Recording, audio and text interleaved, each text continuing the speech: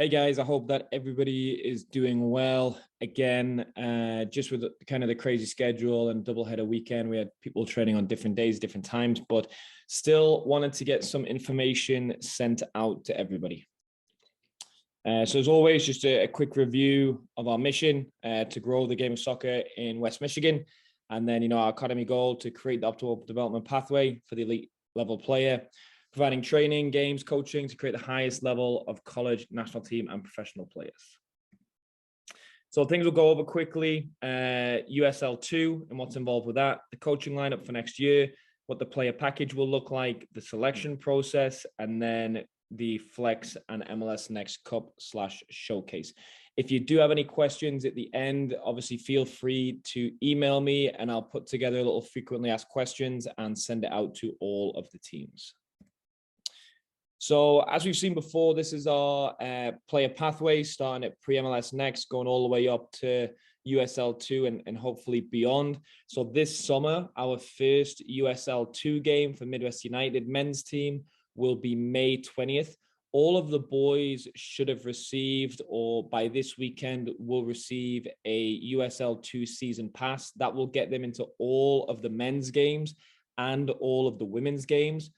Please make sure that we do not lose that card. It's worth, I think there'll be $150 to purchase for non-season ticket holders to get a new one. It's going to be a great team. We've got a lot of players that have played at Midwest or who are currently playing Midwest, and players that, have been brought up in the West Michigan soccer scene that have went on to college and beyond and now coming back to represent the city. So I think it's going to be a fantastic learning opportunity for the boys to watch the games. It's going to be great team bonding. And, Luke and I are just very excited to get this team together and, hopefully inspire the younger boys to continue to push on and achieve their dreams. Coaching lineup for the 22-23 season, Lewis Robinson will continue to kind of be the leadership of the club. I'll be running the MLS program. Luke Ruff and Amna will continue to coach the 05 and 04 U19 age group.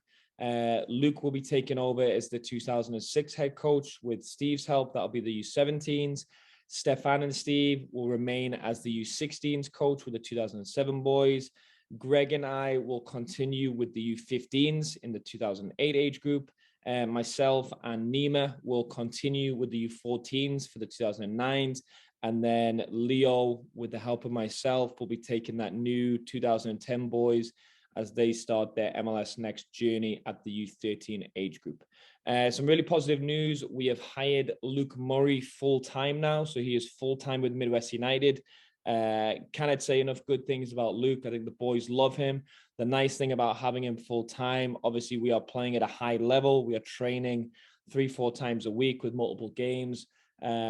Just as important as the training on the field is the rehab and the prehab that we do to continue to make sure that everybody is at the highest fitness. For me, and I've had this conversation with a lot of coaches in college and at higher levels, very rarely is a player at 100% during the season. They're always dealing with little muscle strains, little knocks, little injuries. By having Luke with us full time and taking advantage of his services, hopefully it'll get everybody to as close to 100% the majority of the time to allow the boys to give their maximum effort and give their maximum performance. It's difficult to give best effort and best performance when we're not physically at 100%. So very excited to have Luke on board full time to help with that. And please don't hesitate to reach out to the head coaches or even to Luke directly if there is something specific, whether it's strength work for a particular muscle group or whether it's coming back from a muscle injury. Luke is there to work on the field, but also put together programs that can be completed at home. Emerson will continue to help with the talent ID and identifying players. Doug Barrow has taken over the administration. So when we get to next year and we start filling out baseline testing and submitting paperwork, he will be the main contact for that. And then, as always, Luke Ruff is the go-to guy when it comes to the college recruiting. You can set up a one-on-one consultation with him, which I think is priceless. So please don't be afraid to reach out to all of those resources. The player package for next year, it's going to look very similar to this year with a couple of additions. Obviously, we've got the training during the fall, the spring, and the winter. VO have now released their live streaming camera. They've kind of been promising it for a while, but they have finally released it, and we have made purchases of those, so we'll be able to live stream games. Obviously, they're not cheap. They are very expensive, so we will be using them club wide. But our goal is to live stream as many of the games as possible. Obviously, the league rules are that we have to record every home game. And obviously, our hope is that as other clubs purchase the new VO as well, we'll be able to get the majority of those away games streamed as well. And we will connect with the clubs that we play away to try and figure out if we need to take one of our new VOs to try and stream those away games. Player performance technology, we'll continue to use either Beyond Pulse or new technology Soccer Pulse. We will get more Adidas gear. It will not be the same as what we got this year. It'll be different items just to try and build each player's collection, if you want to call it, of Adidas gear to try and help them with all climates that we face throughout the year. The USL2 season pass, as I mentioned earlier on, and then the full-time services of Luke Murray. The player assistance application will open up in June. That'll be in English and Spanish. There will be monthly payment options available. And then I believe that the final pricing will come out around May time. As some of you may have heard, we have the ability now to put an indoor dome, hopefully over the North Field. The only final checklist item on that is that it has to be approved to the city. Everything has been approved for that. Everything has been submitted to the city and we're just waiting on their approval. Our hope is that, if that goes ahead, all kinds of different options open up for winter training in terms of leagues. We can put our own college showcases on. We can organize scrimmages, just a multiple different options. Provided that does go up, I think the ability to do more during the winter definitely increases. So, it's totally fine for people to continue to do other sports and to do futsal. But I think for sure, if this dome comes up, we will do more training throughout the months of December, January, February, March, so that it becomes less of a need to go out and play futsal and spend additional funds on that if everything is in-house with the MLS program. Again, not to say that players can't do futsal. If they love it and they want to do it, by all means, continue to do it. But like I say, hopefully we're trying to get where everything is included for the full year-long program. The selection process, which will kind of be going up in the next month or so. MLS Next is a continuous evaluation process throughout the year. It's not the traditional, show up on tryout day and see how you do and, prove what you've got in 90 minutes. It's a continuous process. We will do one final open training session for the U13 to U16 age groups only. That'll be on May 9th, and we'll release the times for that pretty soon. Returning players that are invited to come back for the 22-23 season, that will all start around the first week in May. Typically, it'll just be a conversation with the player, conversation with the parent, just to say, hey, we love what you're doing. Here's some feedback. We would like to give you the opportunity to return for the following year. If a player is currently on the late developer program, we will need to reevaluate just to make sure that we believe they will be approved for the following year. All players will have an individual end of year meeting, whether they are planning to come back next year or whether they are put to a team that's maybe better suited for them. Again, we would like all players that are currently with the team to finish out the year. It's not necessarily, no coach wants to move a player to a different team. I think every time a player is reassigned to another team, it's because the coach wants what's best for them, whether it's to get more playing time, whether it's a confidence thing, whether they need to be in a different environment or hear a different voice. There's many individual reasons as to why a player might move to another team. It might be that they move to another team full time and they train 100% and play all of their games with that team. It might be that they just train once a week with that team and once a week with the MLS team and continue to play games. That's why we always have individual conversations. And I believe every decision for each player is an individual decision. And again, it's for what best fits them and what they need in order to move on in their soccer journey to reach their goals. So all of that will start happening around the first week in May. it won't be a mass announcement where everybody finds out on the same day. It does generally take a couple of weeks just to kind of work through everything. So please just continue to focus on individually getting better, training, games, all that good stuff. If a player, like I said, is reassigned to another team, we would still like them to finish out the season. You know, we started this season together as a team. We want to finish and on our commitments to the end of the team. We want to make sure that we can go to that final showcase or playoffs at the end of July and celebrate it. You know, it's a celebration of a great year of soccer either way. But if you do have any questions on that, like I say, feel free to shoot me an email anytime. So for the MLS Next Cup, U15 to U19 age groups, in order to qualify, so there is the playoffs and the showcase, they will run alongside each other. In order to qualify for the playoffs, there's two routes. There is the league. If we look over here, we compete in the Mid-America League. So there are 9 teams in our league. Only for the U15 age group, only the first place team will qualify automatically for the playoffs. If we look at the U16s, there's 10 teams in our league. So the 2 teams that finish in the first and second will automatically qualify. For the U17s, there's 8 teams in our league. So only the number 1, the top team, will qualify. Where it gets a little bit fun is in May, the U16s will be going to the MLS Next Flex Finals.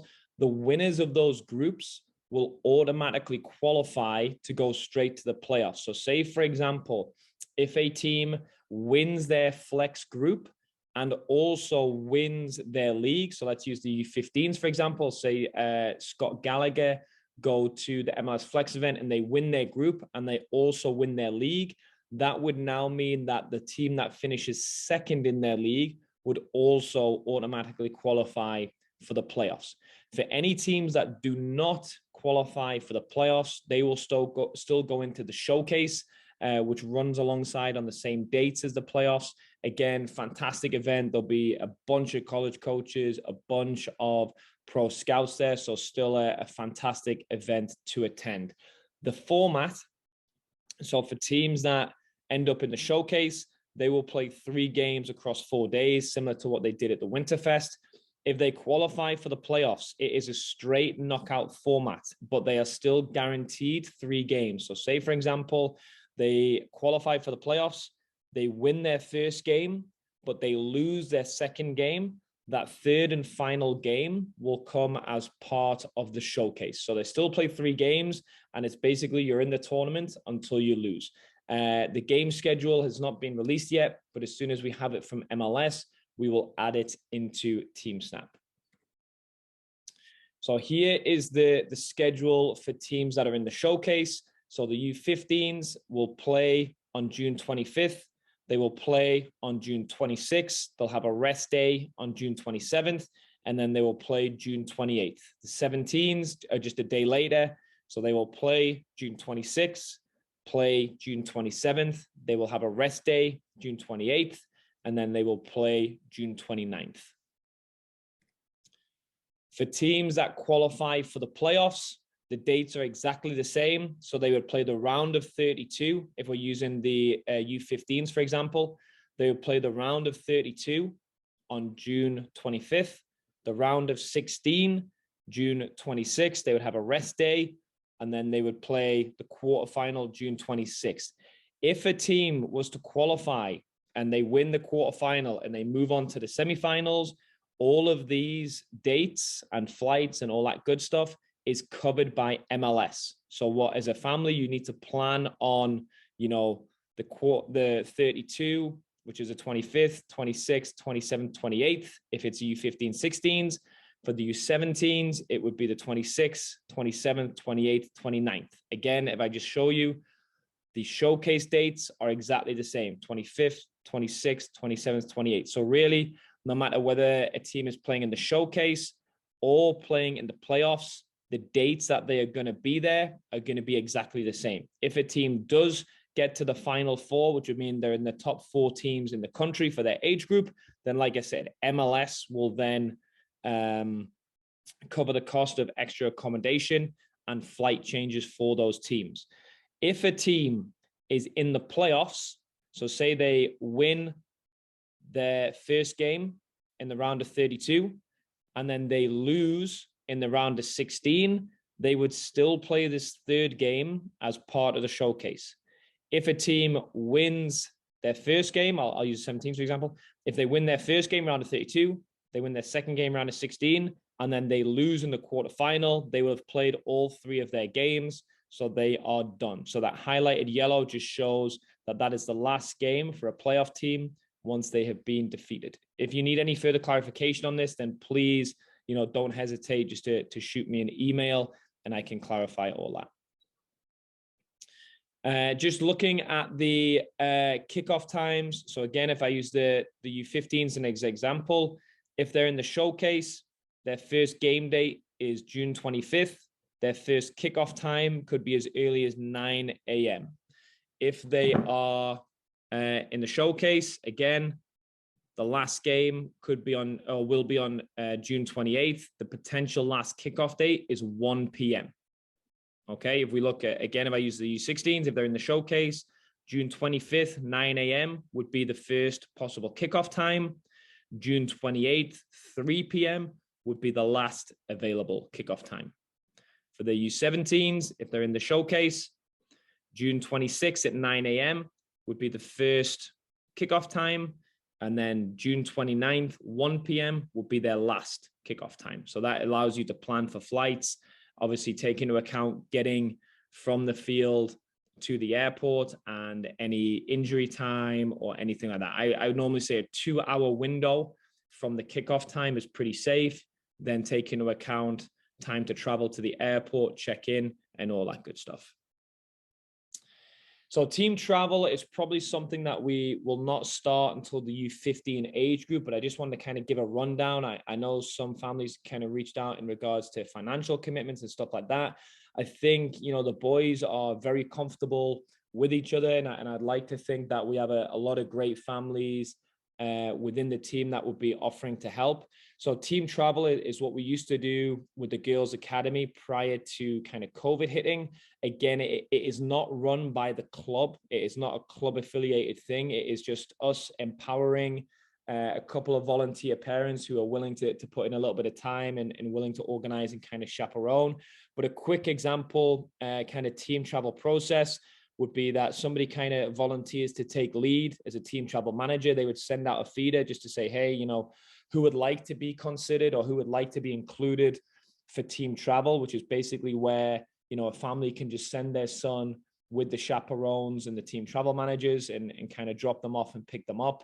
Obviously, it reduces hotel costs. It reduces the need for parents to maybe take a day off work or the time burden that's involved. I've seen it done really well and parents absolutely love it. But like I said, a team travel manager would volunteer and step up and kind of send out a message to see who would like to be included.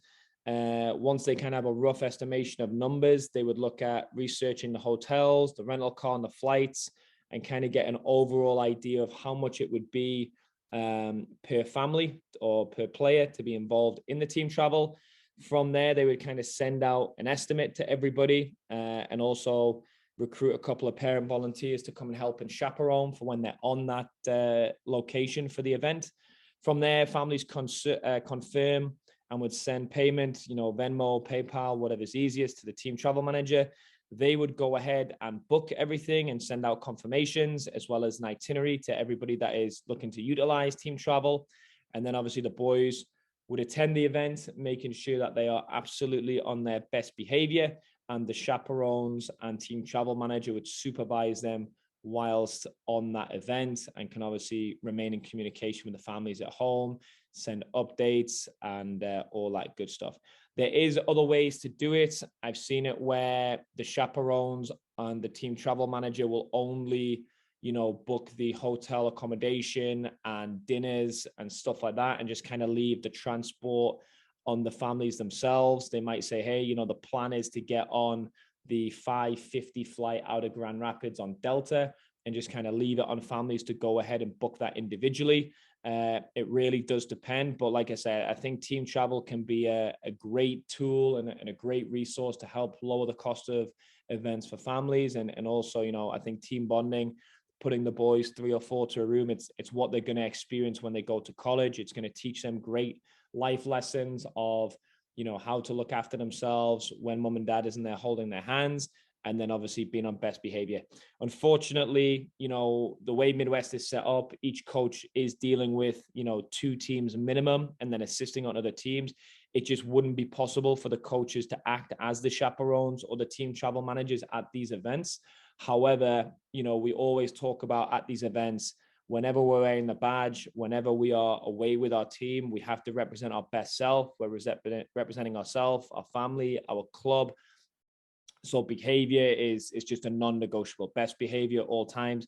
If there are any issues, then absolutely the team travel manager or the chaperone can connect with the coach, and the coach can step in where needed. But like I say, in terms of, you know, kind of supervising at the hotels and stuff like that, you know, 95 to 99% of that is going to be for the chaperones and for the team travel managers.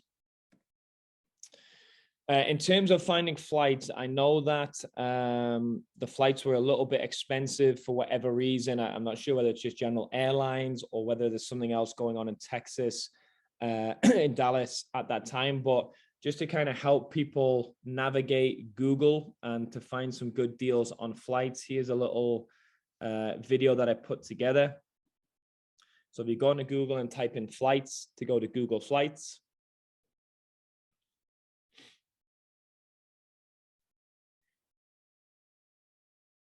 And then type in Grand Rapids and then Dallas. And then just enter in the travel dates. Again, these aren't accurate travel dates. I'm just going to put in roughly just rough dates, but just to show you how to use the Google Flights.